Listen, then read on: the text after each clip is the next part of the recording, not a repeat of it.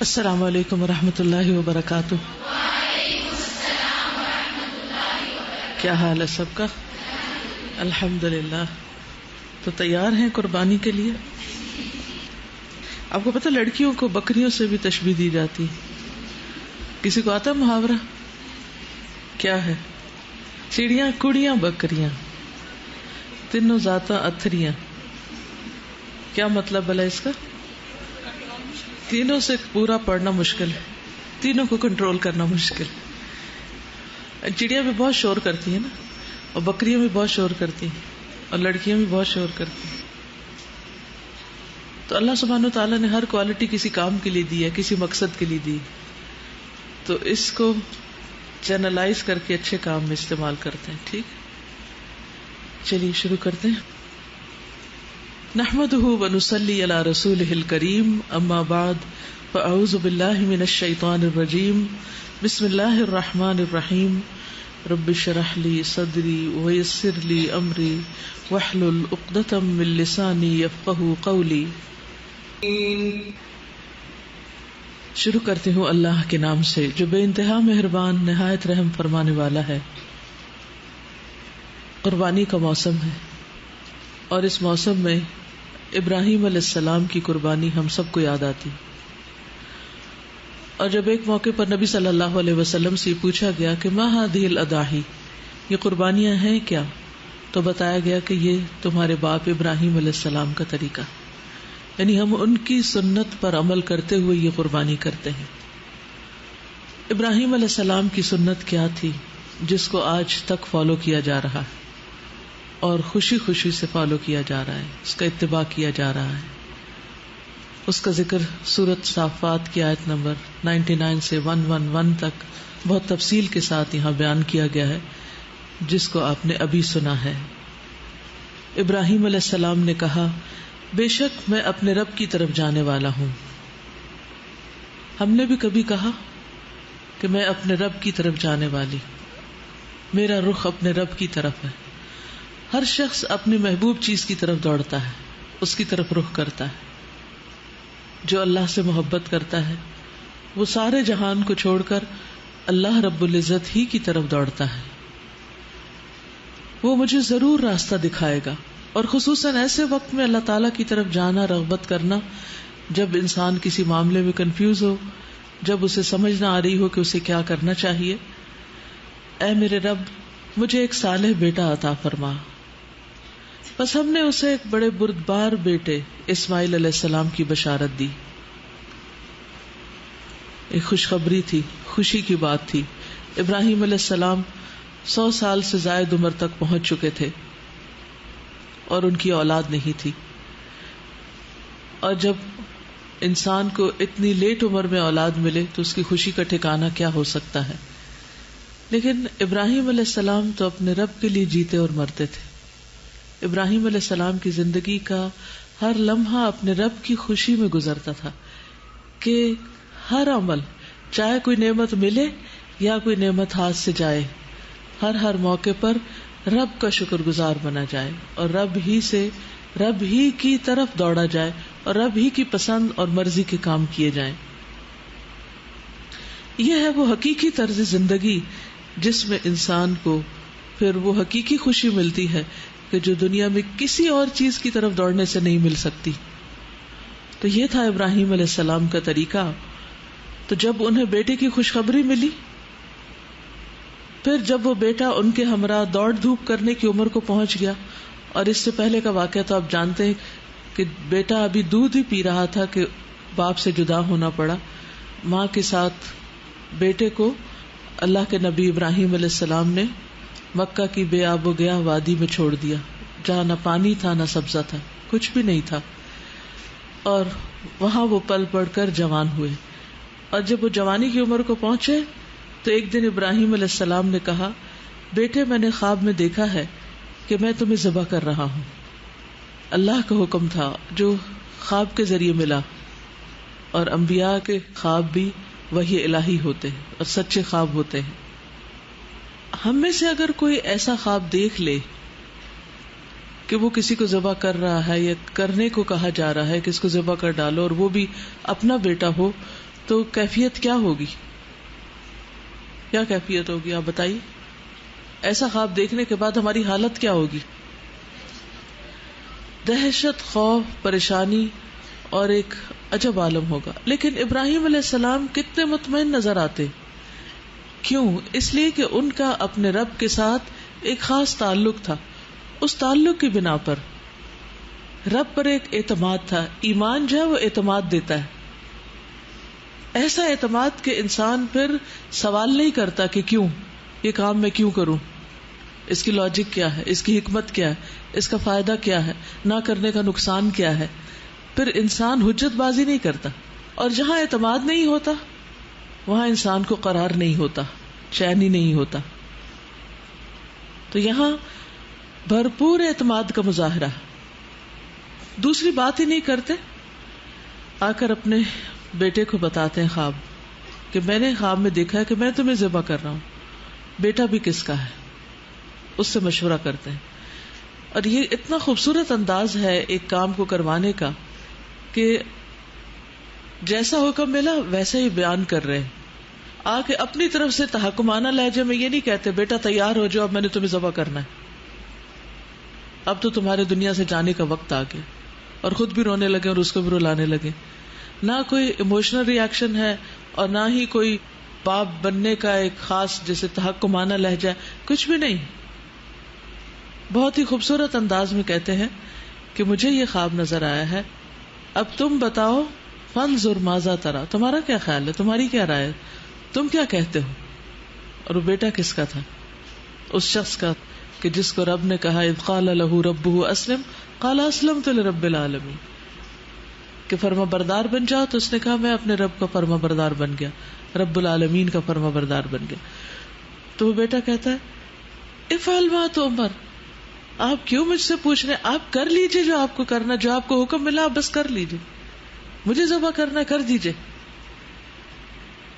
یعنی ایک باپ کے دل میں، اور وہ بھی اتنے طویل انتظار کے بعد جو بیٹا ملا، اس کو ذبح کرنے کا حکم پا کر ابراہیم علیہ السلام اتنے مطمئن ہیں، اور پھر بیٹا بھی اتنا مطمئن، اور اس حکم کی پیروی کے لیے دونوں ہی بالکل تیار ہو جاتے ہیں. یہ کوئی معمولی بات نہیں ہے. ہم سب بھی تو اسلام کا دعویٰ کرتے ہیں نا، کیا خیال ہے؟ ہم میں سے ہر ایک کیا کہتا ہے کہ میں مسلمان ہوں، لیکن کیا ہمارا اسلام بھی ایسا ہے؟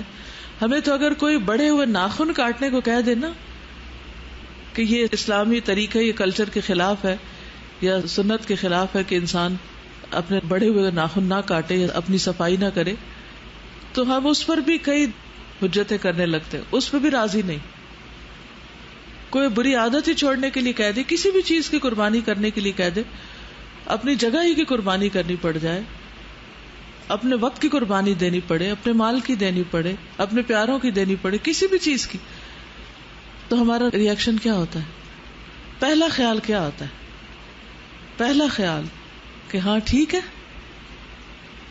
ہاں ٹھیک ہے، یا پہلا خیال آتا ہے تو بہت مشکل ہے، یہ نہیں ہو سکتا. بلیو می، اپنا تجربہ کر کے دیکھیں. پہلے کہتے کیوں کرے، یا پھر کہہ دیتے ہیں یہ تو ہو ہی نہیں سکتا، یہ بہت مشکل ہے، یا کہتے ہیں یہ بھلا کیسے ہو سکتا ہے، ہاؤ کم، یہ کیوں. لیکن یہاں ایسا کوئی مسئلہ نہیں. وہ کہتے ہیں آپ کو جو حکم ملا آپ کیجئے، ستجدنی انشاءاللہ من الصابرین، آپ مجھے تو صبر کرنے والا پائیں گے. یعنی میں نے جو ارادہ کر لیا اس پر جم جاؤں گا. صبر کیا ہے؟ کمٹمنٹ. میں نے جو کمٹمنٹ کی ہے، جو وعدہ کیا، جو عہد کیا ہے، جو کرنے کا کام ہے، میں کر کے دکھاؤں گا.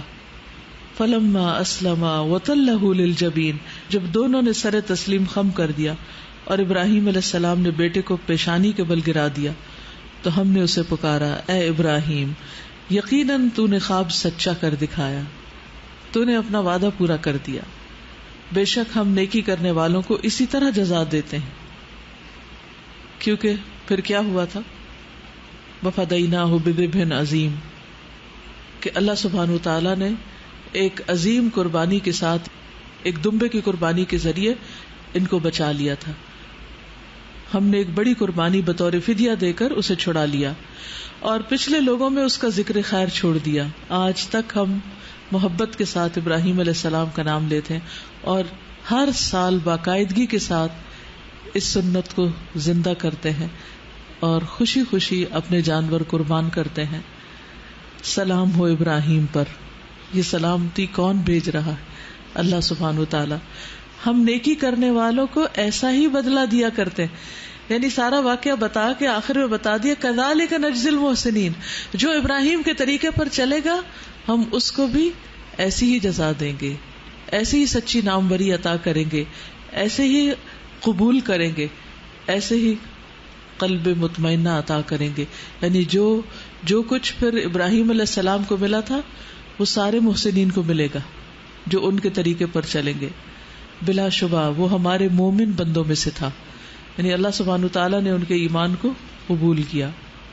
مسند احمد کی روایت میں آتا ہے کہ جب ابراہیم علیہ السلام نے اسماعیل علیہ السلام کو پیشانی کے بل لٹایا تھا, کیونکہ الٹا لٹایا تھا, سامنے نہیں چہرہ کیا کہ کہیں دیکھ کر دل میں کچھ باپ کے اندر بیٹے کی محبت نہ جاگ جائے, تو اسماعیل علیہ السلام نے اس وقت سفید رنگ کی قمیص پہن رکھی تھی.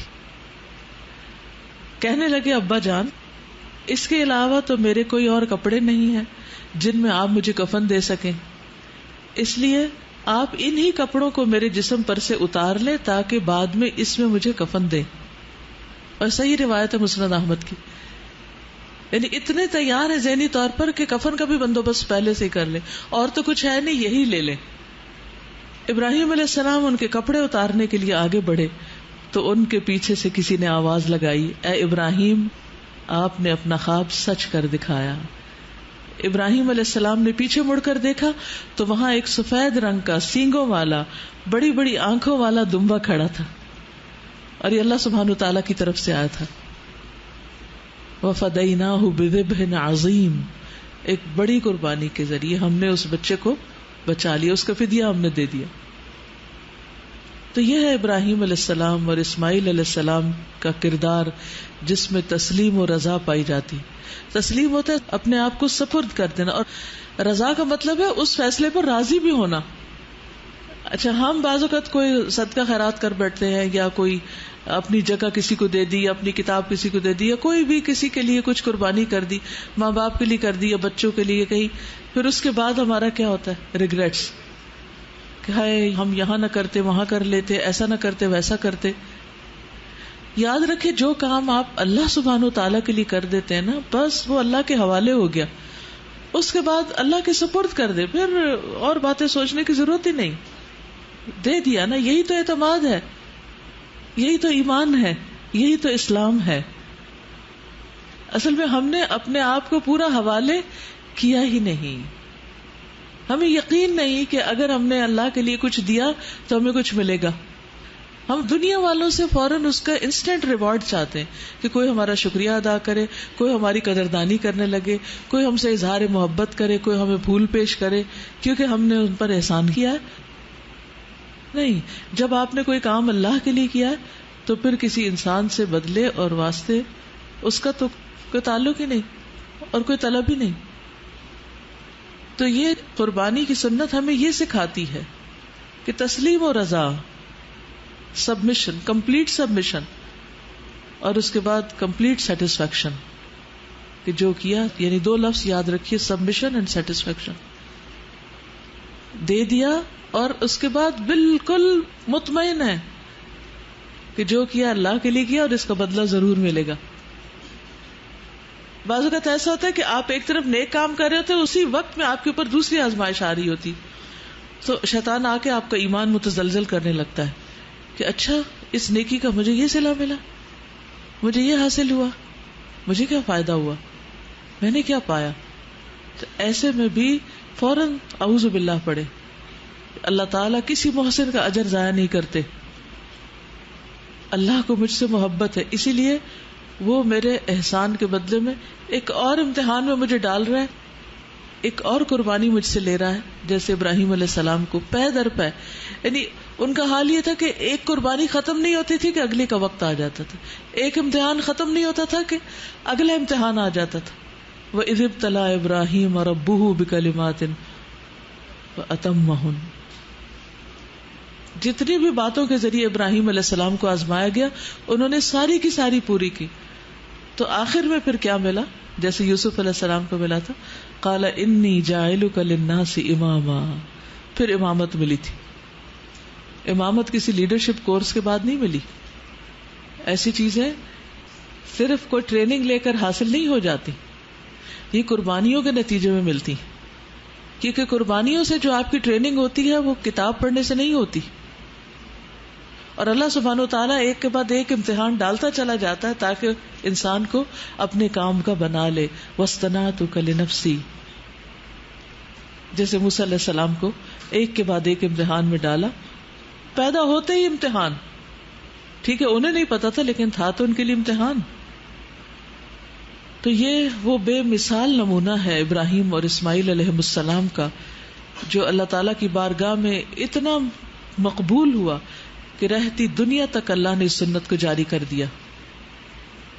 تو جب آپ قربانی کریں گے یا آپ کے گھر میں بکرا ذبح ہوگا یا اس کا گوشت کھائیں گے یا اس کی کھال کو دیکھیں گے اور کچھ نہیں تو گلیوں میں پڑی ہوئی اوجھ اور گندگی کو ہی دیکھیں گے، تو ان میں سے کسی بھی چیز پر برا نہیں منائیں گے یا اس پر دل تنگ نہیں ہوں گے. چاہے خون ہو، چاہے کھال ہو، چاہے بال ہو، چاہے کچھ بھی ہو، ایک ایک چیز سنت ابراہیمی کی یاد دلاتی ہے. اور پھر اس کے ساتھ ہی کیا سوچیں گے؟ میں کیا قربانی کر سکتی، میں کیا دے سکتی. اور اللہ سبحانہ وتعالیٰ نے اس پورے عشرے کو، یعنی قربانی تو آخری دن ہے نا اس عشرے کا 10واں دن، یعنی خصوصاً حاجیوں کے لیے. ہم لوگ تو یہاں کرتے ہی قربانیاں، لیکن منا کے اندر جہاں یہ قربانی ہوئی تھی ابراہیم علیہ السلام نے جب پھر وہ دمبا قربان کیا، وہاں تو ہزاروں لاکھوں جانور پھر قربان ہوتے ہیں. اس خاص واقعے کی بنا پر اور ابراہیم علیہ السلام کے جو حج کے لیے لوگوں کو بلانا تھا، ان سب کو ایک جگہ اکٹھا کر دیا گیا، ان کی قربانیوں کو. اور پھر ہم سب کے لیے رمضان کے بعد ایک بہترین موقع دے دیا گیا کہ ہم بھی خوب قربانیاں کر سکیں، نیکی کے کام کر سکیں. اور آپ دیکھیے کہ اس نسبت سے جب میں یہ حدیث پڑھتی ہوں کہ کسی بھی دن کا کیا ہوا عمل اللہ تعالیٰ کو ان دنوں میں کیے ہوئے عمل سے زیادہ محبوب نہیں. آخر ان دنوں میں کیا ہے؟ یہ کون سے دن ہے؟ یہ کس کام کے دن ہے؟ فریضہ حج کی ادائیگی کے دن ہے، ابراہیم علیہ السلام کی قربانی کی یاد کو تازہ کرنے کے دن ہے، قربانی کرنے کے دن ہے، اللہ کا نام بلند کرنے کے دن ہے. اور پھر میں دیکھتی ہوں کہ جب یہ پوچھا گیا کہ کیا جہاد فی سبیل اللہ بھی نہیں، تو بتایا گیا کہ نہیں، جہاد فی سبیل اللہ بھی نہیں، اللہ یہ کہ کوئی اپنا گھوڑا لے جائے اور پھر نہ وہ بچے اور نہ وہ خود بچے، تو وہ بھی شخص اپنے آپ کو قربان کر رہا ہے. میں سوچتا ہوں کہ صحابہ کرام نے جتنے بھی جہاد کیے، مثلا جنگ یمامہ اس وقت سعودی عربیہ کی سٹی ریاض کا ایک حصہ ہے. اس دفعہ جب میں گئی تو مجھے وہ جگہ دکھائی گئی کہ یہاں پر جنگ یمامہ ہوئی تھی. ایک جنگ یمامہ میں 600 حفاظ شہید ہو گئے تھے. کوئی گھر نہیں بچا جس میں سے کوئی نہ چلا گیا ہو، اور وہ بھی ایسا جس نے قرآن حفظ کیا ہوا ہو. کوئی عام بندہ نہیں، کوئی معمولی انسان نہیں، اتنا قیمتی انسان. اور وہ دور کتنا تھا یمامہ. ہم جب مدینہ سے آنے لگے تو میرا بہت دل تھا کہ ہم، یعنی اسی پچھلے وزٹ میں جو عمرے کا کیا، کہ بہت دل تھا کہ ہم بائی روڈ سفر کریں. تو سب نے منع کہ نہیں، آپ کی طبیعت ایسی نہیں کہ آپ اتنا 1000 کلومیٹر کا سفر جو ہے وہ گاڑی میں طے کریں، آپ سیدھی فلائٹ لیں تاکہ آپ کا وقت بھی بچے اور آپ باقی کام کر سکیں.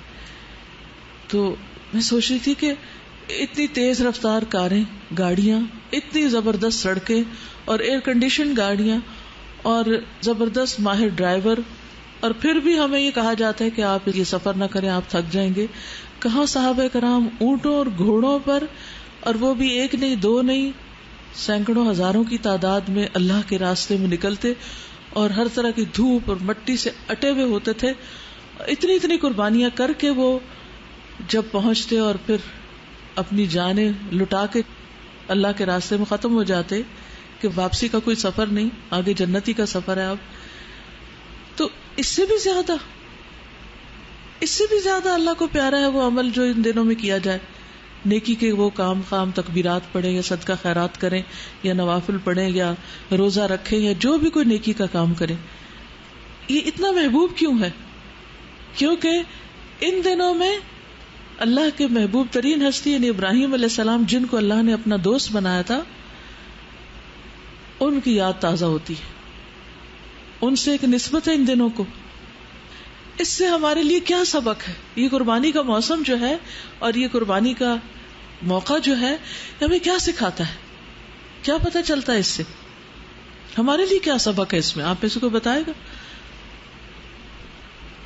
ابراہیم علیہ السلام جو ہے وہ اتنی بڑی قربانی کر کے اللہ سبحانہ و تعالیٰ کے محبوب بندے بنے، تو یہ جو قربانی کا جتنا بھی عرصہ ہے اس کے اندر ہم بھی اگر اللہ کا محبوب بننا چاہتے ہیں تو اس کے لیے ہمیں بھی قربانی دینی ہوگی. قربانی کی نوعیت فرق ہو سکتی ہے، وہ ہر شخص کے اپنے ساتھ. بالکل، یعنی یہ دن ہے اللہ کا محبوب بننے کے، اور پھر ان دنوں میں محبوب بننے کی پریکٹس ہو جائے تو پھر سارا سال بھی محبوب بن سکتے ہیں، اور اللہ سے اس حال میں ملے کہ ہم اللہ کے محبوب ہوں. تو پھر بتائیے کیا شان ہوگی، کیا مقام ہوگا اللہ کے مہمانوں کا.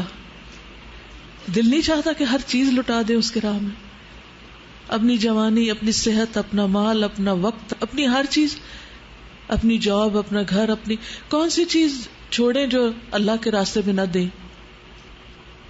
آج تو اگر ہمیں 10 منٹ اپنے وقت سے زیادہ دینے پڑ جائیں دین کے کام میں تو ہم بے چین ہونے لگتے ہیں کہ ٹائم اوپر ہو رہا ہے، چھٹی کا وقت ہو گیا ہے، اور اب گھر جا کے بھی یہ کام کریں. کیا ہم سب کو نہیں پتا کہ ہم جب اس بلڈنگ کے اندر آ جاتے ہیں تو یہ بس اللہ کے لیے آ جاتے ہیں؟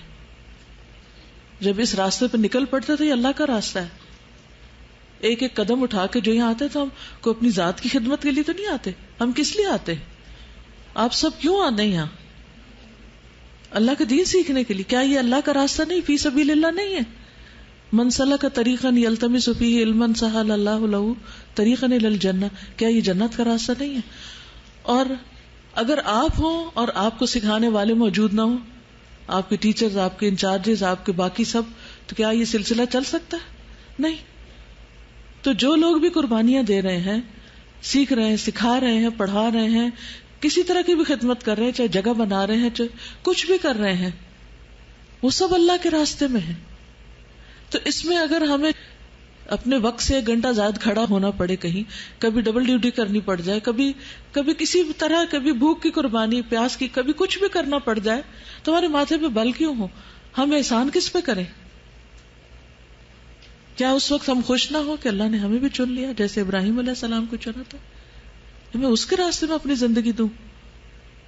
آج دنیا میں کتنے لوگ رہ گئے جن کو یہ سارے واقعے، اور کتنے ہزاروں لاکھوں لوگ قربانی کریں گے چند دنوں کے اندر. کتنے لوگوں کو یہ روح پتا ہے قربانی کی؟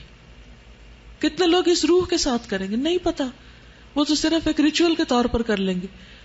آپ کو پتا ہے، اس لیے آپ کو اپنی زندگی کا سبق لینا ہے اس سے، کہ کبھی مجھے اپنے جذبات کی قربانی دینی ہے، اور کبھی مجھے اپنے آرام کی قربانی دینی ہے، اور کبھی مجھے اپنے مال کی قربانی دینی ہے، اور کبھی مجھے اپنی شان و شوکت اور پریسٹیج اور جاہ و جلال کی قربانی دینی ہے.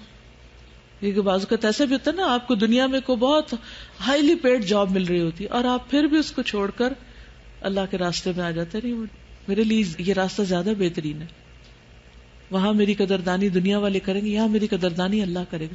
لیکن افسوس یہ کہ جب ہم اس راستے پہ آ جاتے ہیں پھر بندوں سے قدردانی مانگنے لگتے ہیں، جس کی وجہ سے پھر سارا کام بے روح ہو جاتا ہے. کیا ہم اپنے آپ کو خوش قسمت نہ سمجھے کہ جنہیں اللہ نے اس کام کے لیے چنا؟ تو ہم سب کو بھی اگر اللہ کا دوست بننا ہے تو کیا ابراہیم علیہ السلام کے طریقے کے علاوہ کسی اور طریقے پہ چل کے بن سکتے ہیں؟ قرآن مجید میں پہلے پارے میں ایک آیت آتی ہے جس میں ابراہیم علیہ السلام کے طریقے سے منہ پھیرنے والوں کو کچھ کہا گیا. وہ کیا کہا گیا؟ وَمَن يَرْغَبُ عَن مِّلَّةِ إِبْرَاهِيمَ إِلَّا مَن سَفِهَ نَفْسَهُ وَلَقَدِ اصْطَفَيْنَاهُ فِي الدُّنْيَا وَإِنَّهُ فِي الْآخِرَةِ لَمِنَ الصَّالِحِينَ. یہ ہے ابراہیم علیہ السلام کا طریقہ، قربانیوں والا طریقہ. وَمَن يَرْغَبُ عَن مِّلَّةِ إِبْرَاهِيمَ إِلَّا مَن سَفِهَ نَفْسَهُ. صرف وہی اس راستے سے منہ موڑ سکتا ہے جو اپنے آپ کو حماقت میں مبتلا کر لے، بے وقوف ہو. اللہ نے اس کو دنیا میں وَلَقَدِ اصْطَفَيْنَاهُ فِي الدُّنْيَا، ہم نے اس کو دنیا میں بھی چن لیا، اور یقیناً وہ آخرت میں بھی صالحین میں شمار ہوگا. آخرت جو ہماری آخری منزل ہے اور ہمیشہ ہمیشہ کی منزل ہے، وہاں پر اگر ہمارا شمار صالحین میں ہو جائے تو اس سے بڑی کوئی سعادت، اس سے بڑا کوئی مقام ہو سکتا ہے؟ کوئی بھی نہیں. تو اس لیے اگر آپ اللہ کے راستے میں نکلے تو کبھی بھی، چونکہ لوگ دین کو اور دین پہ چلنے والوں کو اور دین کی خدمت کرنے والوں کو حقیر نظروں سے دیکھتے ہیں، تو آپ ان لوگوں میں شامل نہ ہوں. دنیا کی دوڑ میں جتنے بھی آپ آگے نکل رہے، اگر اللہ کی نگاہ میں آگے نہیں تو کچھ بھی نہیں. اور آپ دیکھیے اس وقت تو مجھے اور بھی شرم آتی ہے جب دمبے قربان ہو رہے ہوتے ہیں اور وہ جانور ہیں، اور ہم یہ سب کچھ دیکھ کے بھی اتنی سی قربانی نہیں دے سکتے کہ اس دمبے کا جب گوشت پکے اور ہماری باری بعد میں کھانے کی، یا ہمیں اس میں سے کچھ کم ملے تو ہم اس پہ راضی ہو جائیں. وہیں سے ناراضگی شروع ہو جاتی، ہمیں کیا دیا. لیکن نبی صلی اللہ علیہ وسلم کے سامنے جب قربانی کے اونٹوں کو پیش کیا گیا، سبحان اللہ، مسند احمد کی روایت ہے، نبی صلی اللہ علیہ وسلم کے سامنے قربانی کے لیے 5-6 اونٹوں کو پیش کیا گیا، جن میں سے ہر ایک نبی صلی اللہ علیہ وسلم کے قریب ہونے کی کوشش کر رہا تھا. اللہ اکبر، کہ مجھے پہلے قربان کیا جائے. اونٹ جو ہے نا بہت سمجھدار جانور. ابھی اس دفعہ جب میں سعودی عرب میں تھی تو میں بہت غور سے ان کی آنکھیں، ان کے ہونٹ، ان کی چال، ان کی ایک ایک چیز دیکھتی تھی کہ یوں لگتا ہے جیسے ہیں کوئی عقل مند سی مخلوق، بس ایک خاص شکل میں ڈال کے یہاں کھڑی کر دی گئی. بہت سمجھدار ہے. اور ایک یوٹیوب پہ میں نے ویڈیو دیکھی تھی جس میں ایک شیخ اونٹوں کے باڑے میں جا کر قرآن پڑھتے ہیں اور اونٹ باقاعدہ روتے ہیں، ان کے روتے ہوئے آنسو جو ہیں وہ دکھائے گئے ہیں اس میں.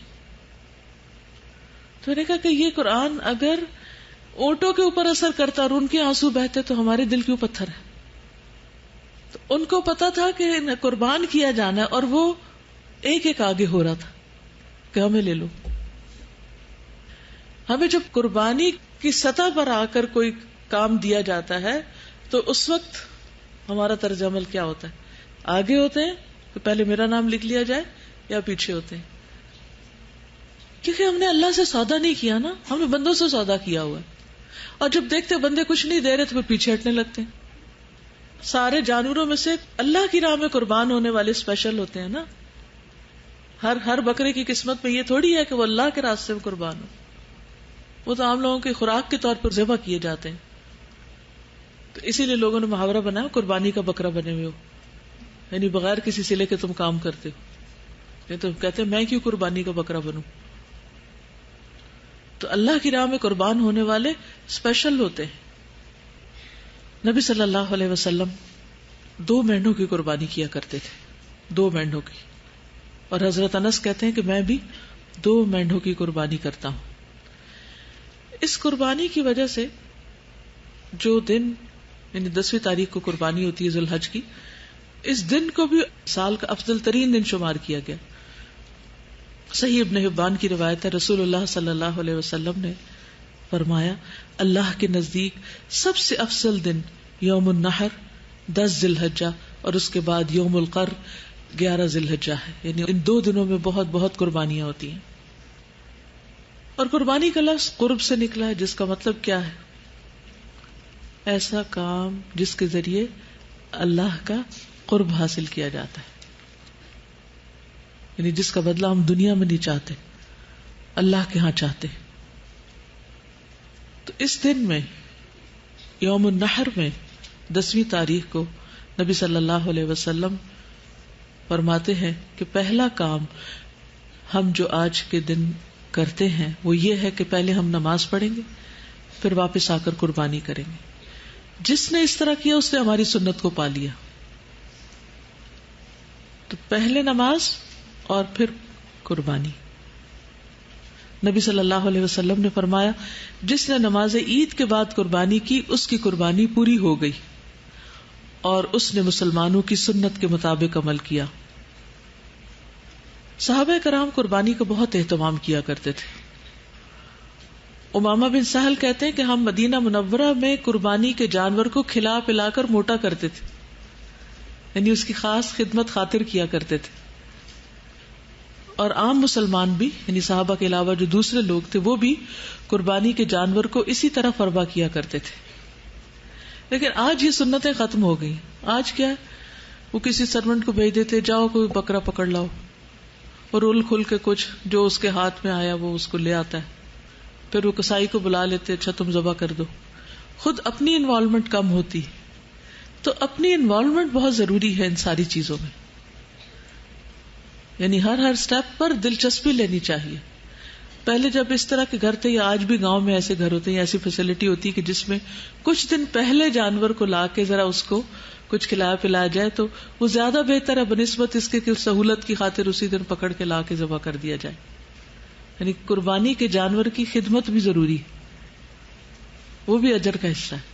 اور ویسے بھی دیکھیے وہ ایک سمبل بھی ہے نا, جب وہ سامنے ہوگا تو اسے دیکھ دیکھ کر بچے بڑے سب کتنا کچھ سیکھیں گے, اور بار بار خیال آئے گا کہ اس نے اب قربان ہو جانا, بس اب 3 دن رہ گیا, اب 2 دن رہ گیا, اب 1 دن رہ گیا, اب وہ دن آ گیا. اور جو لوگ تو چھوٹا سا بچہ لے کے پالتے ہیں, اور وہ چھوٹے بچے گھر کے ان سے ایسی محبت کرنے لگتے ہیں کہ جب وہ قربان ہوتے ہیں تو باقاعدہ روتے بھی ہیں, ان کے ساتھ ان کی جذباتی انوالومنٹ ہو جاتی.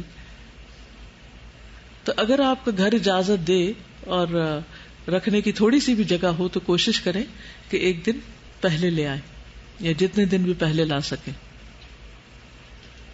ان جانوروں کی تعظیم بھی ہوتی تھی اور دور جاہلیت میں بھی ہوتی تھی, یعنی محبت اور قربت کے علاوہ ان کی تعظیم بھی. حدیبیہ کے موقع پر مکہ سے جب بنو کنانہ کا ایک شخص آیا تو آپ نے فرمایا کہ یہ فلاں شخص ہے, اور وہ اس قوم میں سے ہے جو قربانی کے جانوروں کی تعظیم کیا کرتے ہیں, یعنی یہ اسپیشل چیز ہے, لہٰذا تم قربانی کے جانور اس کے سامنے کر دو. جب قربانی کے جانور اس کے سامنے لائے گئے اور لوگوں نے لبیک کہتے ہوئے استقبال کیا, اس نے یہ حال دیکھا تو کہنے لگا سبحان اللہ, ایسے اچھے لوگوں کو کعبہ سے روکنا زیبا نہیں, یعنی روکنا نہیں چاہیے. پھر جب وہ اپنے لوگوں کے پاس لوٹا تو کہنے لگا کہ میں نے قربانی کے جانوروں کو دیکھا کہ انہیں قلادے پہنائے گئے تھے اور ان کا اشعار کیا ہوا تھا, لہٰذا میں یہ مناسب نہیں سمجھتا کہ ان لوگوں کو کعبہ سے روکا جائے. یعنی قربانی کے جانور ایک طرح سے سفارشی بن گئے, کس کے لیے؟ مسلمانوں کے لیے, کہ وہ جا کر طواف کر سکیں, عمرہ کر سکیں. یہ الگ بات ہے کہ وہ نہیں ہو سکا, لیکن دور جاہلیت میں بھی لوگ کیا کرتے تھے؟ تعظیم کیا کرتے تھے. یہ کس لیے تعظیم؟ کیونکہ انہیں اللہ کے نام پہ قربان ہونا ہے, اس وجہ سے. اچھا, اگر جانوروں کی اتنی رسپیکٹ اور تعظیم ہے تو جو انسان اللہ کے راستے میں کچھ قربان کریں گے اپنی جوانی میں سے یا اپنے وقت میں سے یا کسی بھی چیز میں سے, تو کیا اللہ کے ہاں ان کی قدردانی نہیں ہوگی؟ ضرور ہوگی. لیکن اللہ سبحانہ وتعالیٰ آزماتا ہے نا. ہماری سب سے بڑی مشکل ہے جلد بازی. ادھر ہم کچھ کریں, ہم چاہتے بس دیا سلائی جیسے جلائی جاتی ہے نا, اور فوراً شعلہ بھڑک اٹھتا ہے. ایسے ہی ہم کوئی نیکی کا کام کریں اور فوراً کچھ سامنے آ جائے, چاہے تھوڑی دیر میں بجھ ہی جائے. تو ایک شعلہ وہ جلدی بجھتا ہے, اور ایک وہ ہے جو قیامت تک باقی رہتا ہے. تو ڈپینڈ کرتا ہے کہ آپ نے کون سا شعلہ بننا ہے, یا کس اجر کی آپ توقع رکھتے ہیں. نبی صلی اللہ علیہ وسلم نے اس بات کے بارے میں بھی خبردار کیا کہ ایک وقت آئے گا کہ لوگوں کو یہ بھی معلوم نہیں ہوگا کہ روزے کیا ہوتے ہیں, نماز یا قربانی یا صدقہ کیا ہوتا ہے. پارشلی تو یہ وقت آج آ گیا ہے. پارشلی تو لوگوں کو نماز کی حقیقت, نماز کا مقصد, ہم سجدہ کیوں کرتے ہیں, ہم ہاتھ کیوں باندھتے ہیں, ہم رکوع میں کیوں جاتے ہیں, ہم تحیات کیوں بیٹھتے ہیں, ہم سلام کیوں پھیرتے ہیں, اس کا مفہوم نہیں پتا. بس وہ ایک رٹی رٹائی نماز ادا کر لیتے ہیں. اور روزے کیوں رکھتے ہیں؟ بس روزے آ گئے ہیں. بعض لوگ رمضان میں بھی نماز نہیں پڑھتے, صرف کھانا پینا چھوڑ دیتے ہیں, روزہ رکھ لیتے ہیں. اور اسی طرح آپ نے فرمایا کہ انہیں یہ بھی نہیں پتا ہوگا کہ قربانی یا صدقہ کیا ہوتا ہے. تو آپ سب کا فریضہ کیا بنتا ہے, کیا کریں؟ لوگوں کو اس کی روح سے آشنا کریں, لوگوں کی اس کی روح سے آشنا کریں کہ ہم قربانی کیوں کرتے ہیں. آپ اسے ہر ایک اپنے بچوں کو یا گھر والوں کو یا بڑوں کو یا بزرگوں کو یا محلے کے بچوں کو, آپ یہ بھی کر سکتے ہیں, اپنے اسٹریٹ کے سارے بچوں کو اکٹھا کر لیں اور انہیں ابراہیم علیہ السلام کی سٹوری اچھے سے سنائیں. اگر قصص الانبیاء آپ لوگوں کے پاس کتاب ہے تو اس میں عموماً پوری سٹوری شروع سے آخر تک دی ہوتی ہے تو پوری کہانی بھی ابراہیم علیہ السلام کی بتا سکتے ہیں، ورنہ اتنا حصہ جو ہے قربانی کا وہ تو ضرور بتائیں تاکہ لوگ شعوری طور پر قربانی کریں، کیونکہ لوگ قربانی کا مقصد ہی بھول گئے ہیں. اور عام طور پر اب لوگ آپ کو یہ کہتے ہوئے سنائی دیں گے کہ کیا فائدہ، اتنے جانور ذبح کر دیے جاتے ہیں اور گوشت کی پھر سال بھر کمی ہو جاتی ہے اور اتنے پیسے ضائع ہو جاتے ہیں، یہی پیسے کسی غریب کو دے دیے جائیں. تو میں ہمیشہ کہتی ہوں کہ سال بھر غریب کدھر تھا اور آپ کہاں تھے؟ اس وقت کیوں نہیں یاد آیا؟ قربانی کے دن غریب کیوں یاد آ رہے ہیں؟ اکثر لوگ جیسے یہ جو ویلفیئر کے لیے دیتے ہیں، جیسے سیلاب زدگان کے لیے قربانی یا کسی کشمیر وغیرہ کہیں پہ، اس میں بھی وہ نیت کا ایسا جھول آ جاتا ہے کہ چھوڑو اچھا ادھر ہی دے دیں، کون اپنے گھر میں زحمت کرے. یعنی یہ بھی ایک چیز آ جاتی ہے. اچھا کہیں دوسرے شہر جا رہے ہیں تو چلو اب کس کو کہہ کے جائیں کہ قربانی کرو، چلو وہیں پیسے دے جائیں گے. آپ کو معلوم ہے کہ مسافر پر بھی قربانی لازم ہے. ابن عباس کہتے ہیں کہ ہم لوگ ایک سفر میں رسول اللہ صلی اللہ علیہ وسلم کے ہمراہ تھے کہ عید الاضحیٰ آ گئی، چنانچہ ہم نے 10 آدمیوں کی طرف سے ایک اونٹ اور 7 آدمیوں کی طرف سے ایک گائے مشترکہ طور پر ذبح کی. یعنی سفر پہ جا رہے ہیں تو انہوں نے سفر میں ہی قربانیاں کر لی. آپ بے شک سیلاب زدگان کو دیں یا غریبوں کے علاقے میں گوشت بھجوائیں، لیکن اس سنت کو حتمی طور پر ختم نہ کر دیں. اپنے گھر میں یا علاقے میں یعنی ایک آپ ایکسٹرا بھجوا دیں. جیسے نبی صلی اللہ علیہ وسلم 2 مینڈوں کی قربانی کرتے تھے، تو ایک گھر میں کر لیں اور ایک آپ غریبوں کے لیے بھیج دیں. ٹھیک ہے نا؟ تاکہ وہ قربانی کی جو روح یا مقصد یا اسے دیکھ کر جو دل کے جذبات ہیں یا دل کے اندر ایک خاص کیفیت پیدا ہوتی ایمان کی یا اللہ کی محبت کی، وہ بیدار رہے. وَمَن يُعَظِّمْ شَعَائِرَ اللَّهِ فَإِنَّهَا مِن تَقْوَى الْقُلُوبِ. تو یہ شاعر اللہ میں سے، یہ ایسی نشانیاں ہیں، ایسی علامتیں ہیں جن کو دیکھ کر اللہ کی یاد آتی ہے. السلام علیکم. شاعر اللہ جیسے سمبلز ہیں، کچھ چیزیں ہوتی ہیں جو کسی چیز کی روح کو جگا دیتی ہیں، تو اس ریچول کو اس لیے نہیں ختم کر سکتے کیونکہ اس کو دیکھ کے کوئی تو 1-10 میں سے پوچھے گا نا ہم کیوں کرتے ہیں. بالکل. اور اس دفعہ آپ ضرور قربانی کے جانور دیکھیں، کوشش کریں ذبح ہوتے دیکھیں، بلکہ ذبح کرنے کی کوشش کریں. جی ہاں، خواتین کے لیے منع نہیں ہے ذبح کرنا، اور میں اپنے بچوں سے کرواتی رہی ہوں، بیٹی سے بھی بیٹے سے بھی، تاکہ ان کے اندر وہ کیفیت آئے. یعنی ابراہیم علیہ السلام تو اپنے بیٹے کو کرنے لگے تھے اور بیٹا خود اس کے لیے تیار ہے، تو ہمارا بیٹا یہ بھی نہیں کر سکتا کہ وہ ایک چھری پھیر دے. کیونکہ اس میں بہت سی حکمتیں، اللہ تعالیٰ بہت کچھ سکھانا چاہتے ہیں. تو وہ جو روح ہے، وہ جو جذبات کا تلاطم ہے، وہ جو اللہ کی محبت کا حصول ہے، وہ حاصل کریں آپ. یعنی ان چھٹیوں کا یا جو قربانی کے دنوں کا جو آپ کا ہوم ورک ہوگا وہ یہی کہ وہ کیفیت اپنے اندر لانے کی کوشش کریں جس کے لیے قربانی لازم کی گئی. کل جب میں چھٹی تھی تو اسی پامفلٹ کو بار بار پڑھی تھی، تو دن میں میری بہت اچھی فرینڈ ہے، میں نے ان سے ڈسکس کیا، تو جو میں نے بات کنکلوڈ کی اس پہ یہ تھا کہ اللہ تعالیٰ کو نہ خون پہنچتا ہے اور نہ ہی گوشت پہنچتا ہے. بالکل. تو اصل چیز تقویٰ ہے، اور جو یہ قربانی ہمیں یہ سکھاتی ہے کہ ہم نے اپنے ڈیزائرز کو کیسے قربان کرنا ہے. بالکل. ہمیں اپنی خواہشات کو چھوڑنا ہے، اور جو کمارز ہیں جو اللہ تعالیٰ نے حکم دیے ہمیں، اس کے اوپر کیسے سر تسلیم خم ہونا. بالکل. تو قربانی کے جو مقاصد ہیں ان میں سب سے بڑا مقصد اللہ کی رضا حاصل کرنا ہے. قرآن مجید میں آتا ہے فَصَلِّ لِرَبِّكَ وَانْحَرْ، پس آپ اپنے رب کے لیے نماز ادا کیجیے اور قربانی کیجیے. یعنی نماز کے ساتھ اس کا حکم آیا.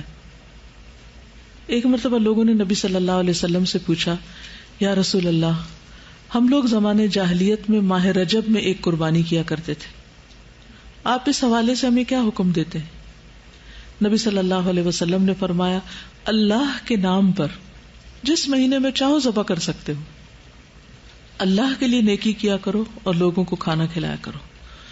تو اصل مقصد کیا ہے کہ قربانی اللہ کے لیے ہو.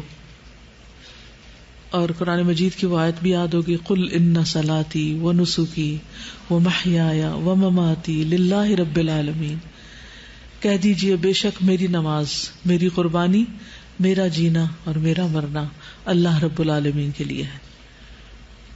تو قربانی دراصل اللہ کے لیے، اور یہاں بھی نماز کے ساتھ قربانی کا ذکر آیا. پھر قربانی کا مقصد کیا ہے کہ تقوی حاصل ہو، ہمارے دل میں اللہ کی محبت پیدا ہو، اللہ کا ذکر اور اللہ کی یاد اور اللہ کے لیے ہر کام کرنے کا جذبہ پیدا ہو. قرآن مجید میں اللہ تعالیٰ فرماتے ہیں لن ینال اللہ لحومها ولا دماؤها ولکن ینالہ التقوی منکم. اللہ کو نہ جانوروں کا گوشت پہنچتا ہے نہ ان کا خون، اسے صرف تمہارا تقوی پہنچتا ہے. اللہ کے پاس جو چیز جائے گی وہ تمہارے دل کی کیفیت. اور اگر ہم نے قربانی کی ہی نہیں، سامنے دیکھی ہی نہیں، جانور کو ہاتھ ہی نہیں لگایا، گوشت کو ہاتھ نہیں لگایا، گوشت تقسیم نہیں کیا، کسی کو کھلایا نہیں، تو وہ چیز تو پیدا ہی نہیں ہوئی. خالی ایک چیک کسی کو کاٹ دینے سے یہ سارے جذبات کہاں سے پیدا ہو سکتے ہیں؟ تو اصل چیز ہے کہ اس سارے عمل سے جو حاصل ہونے والی چیز ہے اس کو حاصل کر لیا جائے. نبی صلی اللہ علیہ وسلم نے فرمایا رہا تمہارا قربانی کرنا، بس یہ تمہارے لیے تمہارے رب کے پاس ذخیرہ کر دی جاتی ہے. یعنی اس کا گوشت خون تو نہیں پہنچتا، وہ تو تم کھا جاتے ہو، لیکن اس کا اجر وہاں محفوظ کر دیا جاتا ہے، اور اس کا تمہارے کردار، اخلاق، جذبات، احساسات پر اثر ہوتا ہے. اس کو مد نظر رکھنا ہے. جی میں تھوڑا سا، یہ سیشن اتنا زبردست ہے اور ہمیشہ ہوتا ہے ایسے، اللہ نے آج پھر موقع دیا الحمدللہ آپ سب کے ساتھ استاذہ سے مستفید ہونے کا. میڈیا نے کچھ اس طرح کا رول پلے کیا کہ ہمیں قربانی ہمیشہ لگا کرتی تھی کہ یہ فرض ہے، سنت ہے، واجب ہے، نفل ہے، اور اسی طرح کے سوال و جواب میں اکثر یہ ٹائم ہمارا زندگی کا بہت سارا ضائع ہوا. آج میں نے ایک انٹریکٹیو سیشن کیا بہت پڑھے لکھے لوگوں کے ساتھ. کسی نے اس کو فرض کہا، کسی نے سنت کہا، کسی نے کہا کر لینی چاہیے، جس طرح سے ابھی بات ہو رہی تھی کہ سیلاب والے علاقوں میں دے دیں، یہ سب بات. 4 سال پہلے استاذہ نے مہرین کے گھر میں ایک کلاس لی تھی جہاں مجھے فرسٹ ٹائم قربانی قرب سے نکلی ہے، اور قرب کا لفظ آتے ہی انسان کی قربانی کا درجہ اور انسان کے جذبات بدل جاتے ہیں.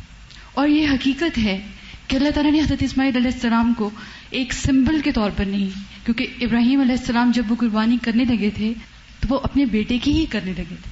اگر ایک ماں ہونے کے ناطے ہم یہ فیلنگز کہ میرا بیٹا میرے ہاتھ میں ہو، ایک طرف محبت میرے اللہ کی ہو اور دوسری طرف محبت میرے بیٹے کی ہو، اور اللہ مجھ سے میرا بیٹا مانگ رہا ہو، تو وہ جو ایموشنز، وہ فیلنگز، وہ کیفیات، وہ جذبات جس نے ابراہیم علیہ السلام کی قربانی کو رہتی دنیا کے لیے کر دیا. آج ہم سب بھی قربانی دیتے ہیں، لیکن ابراہیم علیہ السلام کے لیے وہ قربانی صدقہ جاریہ، نبی صلی اللہ علیہ وآلہ وسلم کے لیے وہ قربانی صدقہ جاریہ. تو یہ جو بات ابھی استاذہ نے کی کہ ہمارا بیٹا جب وہ قربانی کرے تو کم از کم وہ اس جذبے سے تو گزرے، اور جب ہم یہ قربانی کریں، یہ فیلنگز، یہ ایموشنز، اصل میں قربانیاں درجات کو کیوں پہنچتی ہیں، ان کے گریڈز کیوں بنتے ہیں؟ جب اس کے اندر ہمارے جذبات، ہماری اپنی دی ہوئی قربانیاں، ہمارا وہ مینڈا یا بکرا، وہ پیسے تو کچھ بھی نہیں ہوتے. جب محبوب کا قرب حاصل کرنا ہوتا ہے تو اس کے اندر وہ سارے جذبات، وہ دل کی خواہشات، وہ محبتیں، اور ایک بیٹے کی محبت تو یقین مانیں دنیا کی ساری محبتیں ایک طرف اور ایک بیٹے کی محبت ایک طرف. تو اللہ کی راستے میں قربانی دیتے اس بار یہ ضرور دل میں لائیں کہ اگر اس کی جگہ ہم اپنا بیٹا قربان کر رہے ہوتے تو ہماری فیلنگز، ہماری ایموشنز اس مینڈے میں آ جانی چاہیے. قرب پیسوں سے نہیں ملا کرتا، قرب قربانی سے ہی ملے گا. اس لیے یہ آج کا لیکچر بھی 3-4 سال پہلے مجھے یاد ہے، یہ بینرز میرے لیے ایک بہت نئی چیز تھی جب ہم نے سڑکوں پہ لگوائے تھے. آپ سب یہاں اکٹھے ہوئے ہیں، ہم بھی آئے ہیں، مختلف قربانیاں دے کر آئے ہیں، لیکن آج کی نیت یہ کر لیں کہ ہماری 10 ذی الحج کی قربانی کے لیے یہ سب قربانیاں ہیں. تو انشاءاللہ یہ سب کچھ اس میں ایڈ اپ ہو کے ہمارے لیے کیا بن جائے گا؟ اجر عظیم بن جائے گا. اللہ تعالیٰ ہم سب کو سچی اور خالص نیت عطا کرے، اور ہماری ساری کمیوں اور کوتاہیوں کو دور کر کے ہمیں سچی اللہ والوں کی بھی محبت عطا کر دے، کیونکہ یہ ہر روز ایک فائدہ، یہ ہر روز ایک اضافہ کرتی چلی جاتی ہے اللہ کے قرب کی طرف. آپ سب کو جزاکم اللہ خیرن کثیرا. جزاک اللہ خیرن کثیرا. حقیقت یہ ہے کہ جو بکرا نہیں قربان کر سکتے وہ اپنا آپ بھی قربان نہیں کر سکتے. یہ تو دراصل اپنی ذات، اپنی انا اور اپنے بہت سے برے اعمال، برے اخلاق اور برے کردار کی قربانی ہے.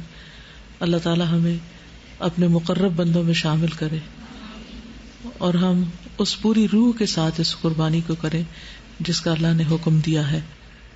انشاءاللہ اس کے احکام سے متعلق کچھ چیزیں ابھی باقی ہیں، وہ میں کل کنٹینیو کروں گی. آج کے لیے اتنا ہی کافی ہے. جزاکم اللہ خیرا.